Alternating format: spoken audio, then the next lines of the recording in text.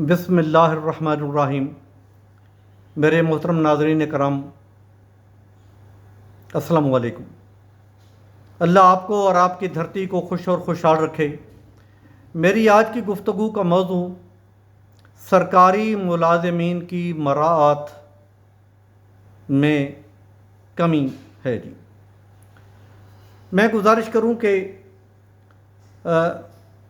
پے پر ہر سال حکومت پاکستان مہنگائی کے حساب سے اضافہ کرتی ہے۔ مجھے یاد ہے کہ کبھی یہ دور بھی تھا کہ ہر سال یہ مہنگائی والا اضافہ نہیں ہوتا تھا، کیونکہ ہر سال مہنگائی بڑھتی ہی نہیں تھی۔ وہ بھی تو دور تھا، یہ وہ دور تھا جب ابھی چینی مہنگی ترین نہیں تھی، اتفاق سے لوہا بھی سستا تھا، برائلر ابھی آیا نہیں تھا۔ وہ دور تھا، ریاست نیک ماں کی طرح کام کر رہی تھی، عوام تابع فرمان اولاد کی طرح حکومت کے کام کرتی تھی۔ ضرورت نہیں پڑتی تھی کہ ہر سال ملازمین ہاؤ ہو کریں اور اضافہ ہو جائے۔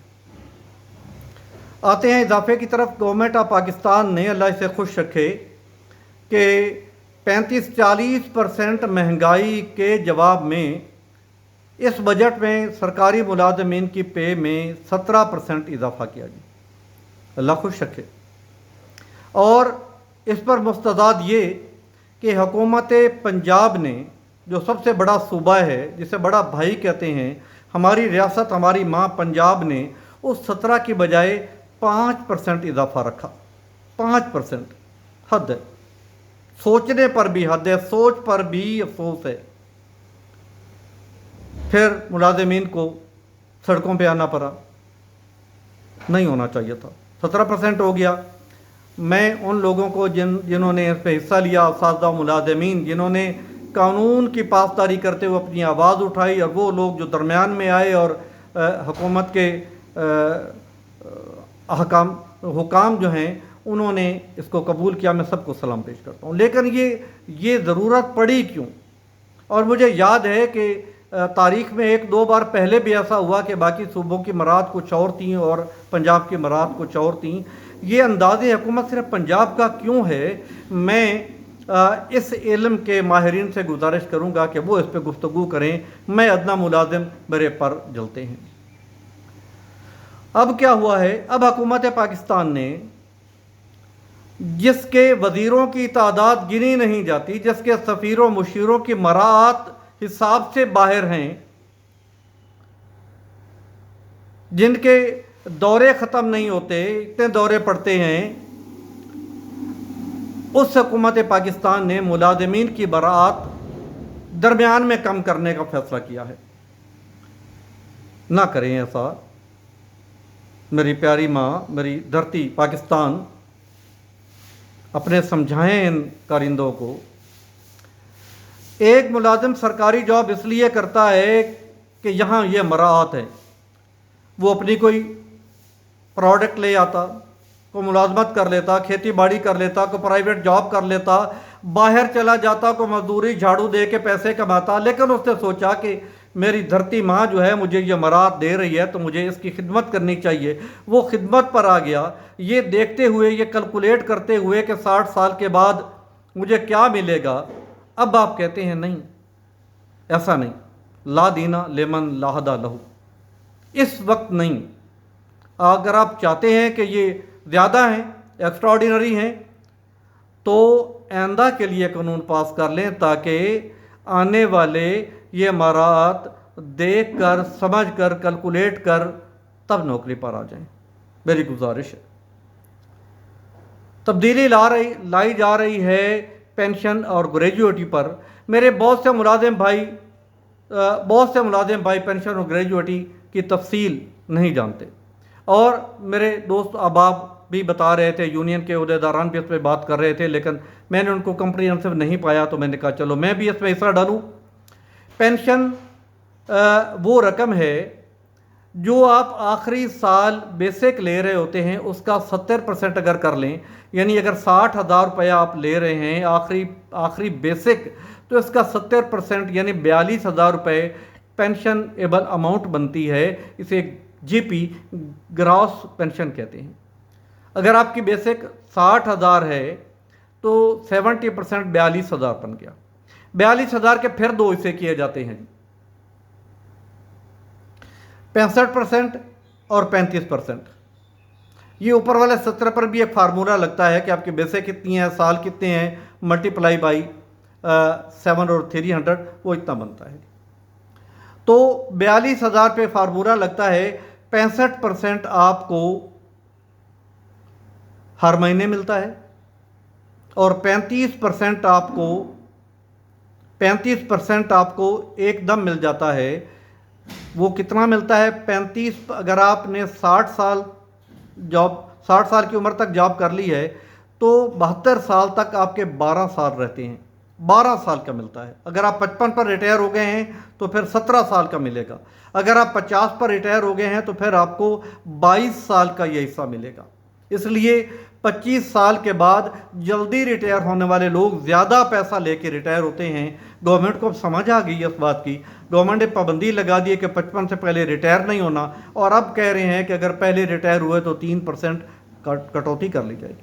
خیر، وہ فارمولہ ہے جی کہ یہ 42,000، اس کا 35%، ذرا 35/100 ملٹیپلائی بائی جتنے آپ کے سال رہتے ہیں۔ اگر آپ 60 سال کے ہو گئے ہیں تو 12 ذرا ایک شیڈول ہے، وہ اگر 30 سال پہ آپ ریٹائر ہو رہے ہوں تو اس شیڈول میں یہ 20.33 کی فگر ہے جی۔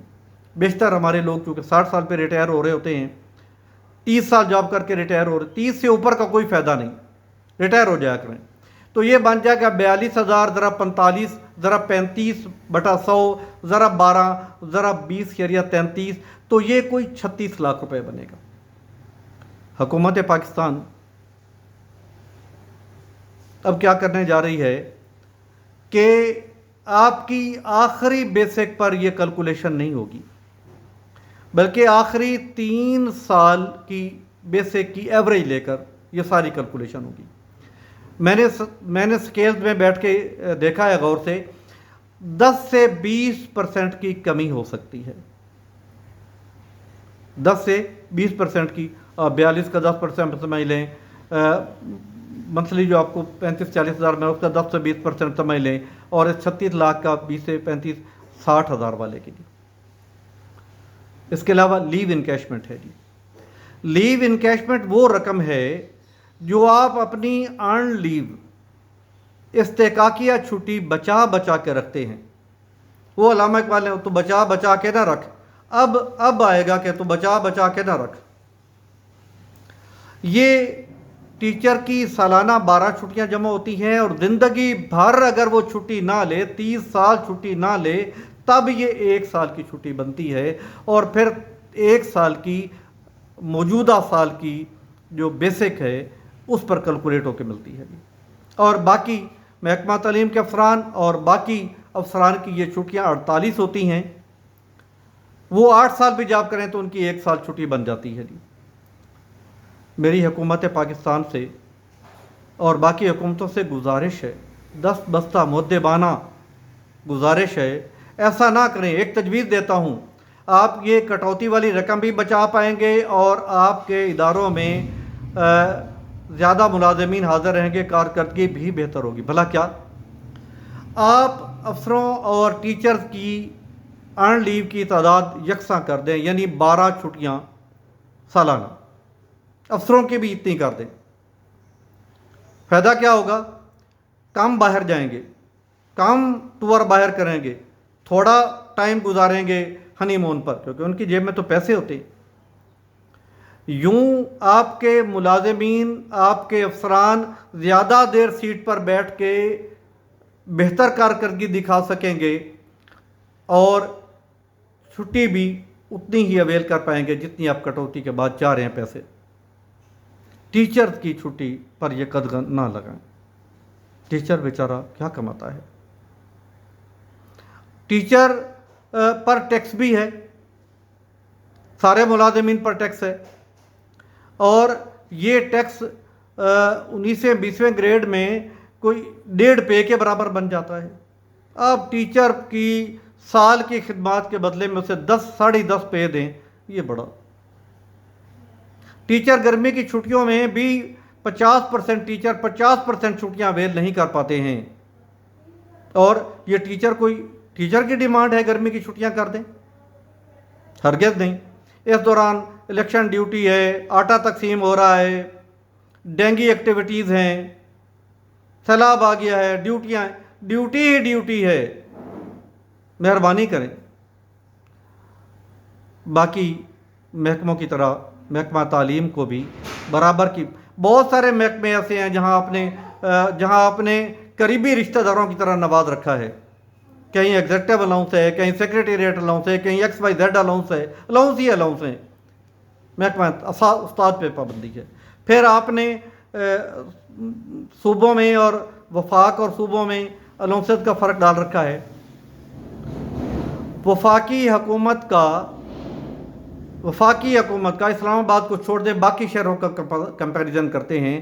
وفاقی حکومت کا ملازم سے سیالکوٹ میں 17ویں گریڈ کا لیکچرر 45,000 روپے کرایہ لیتا ہے، ہاؤس رینٹ 45,000، اور 17ویں گریڈ کا حکومت پنجاب کا 12-13,000 لیتا ہے۔ غور کیجیے ذرا۔ میری گزارش ہے کہ اساتذہ و ملازمین 5 ستمبر کو اپنی آواز اٹھانے کے لیے کہیں اکٹھے ہو رہے ہیں، میں نے پڑھا ہے۔ میری آپ سے گزارش ہے، یہ وطن ہمارا ہے، ہم نے اسے توانا بنانا ہے، روایات زرعی رکھنی ہے۔ ان چیزوں کو مد نظر رکھتے ہوئے اپنے مطالبات ضرور حکومت کے سامنے رکھیں، اپنی آواز اٹھائیں۔ یہ آواز ادب کے دائرے میں رہے، یہ الفاظ تہذیب کی مٹھاس سے بھرے رہیں، قانون ہاتھ میں ہرگز نہ لیں۔ یہ نہ ہو کہ آپ مدعی سے ملزم بن جائیں۔ میری آپ سے پھر گزارش ہے، تمام ملازمین سے، تمام چھوٹے بڑے کالے گورے سب ملازمین سے میری گزارش ہے، اور اساتذہ کرام سے خصوصاً، اپنے نمائندے بہت مہذب، سمجھدار، بات چیت کرنے والے، ڈائلاگ کرنے والے، جو ڈائلاگ کا فن جانتے ہیں ان کو منتخب کریں، انہیں آگے کریں، اور تہذیب کا دامن ہرگز نہ چھوڑیں۔ آخر پر ایک بات حکومت سے دست بستہ مؤدبانہ ایک ادنا ملازم ہوں اس لحاظ سے کہ ٹیچر کو احترام دیں۔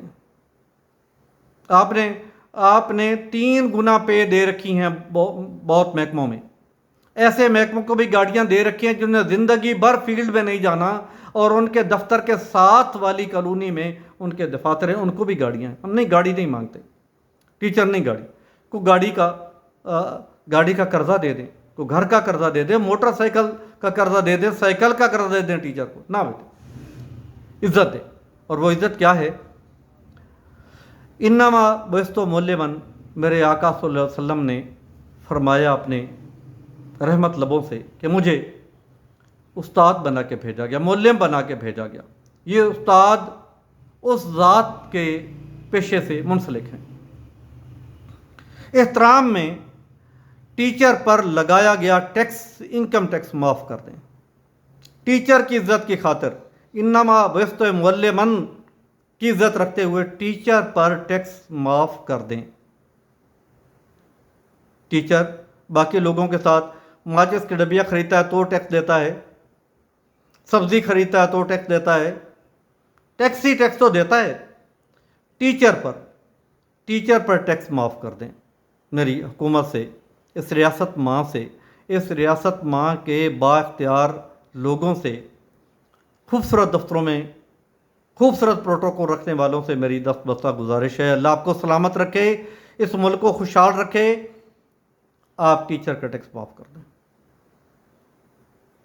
میری گزارش ہے، اللہ ہم سب کو وطن سے انتہائی محبت کی توفیق دے، انتہائی محبت کی توفیق دے۔ اس کی مٹی سے خوشبو آتی ہے، محبت سے وطن سے محبت دین کا حصہ ہے، وطن سے محبت دین کا حصہ ہے۔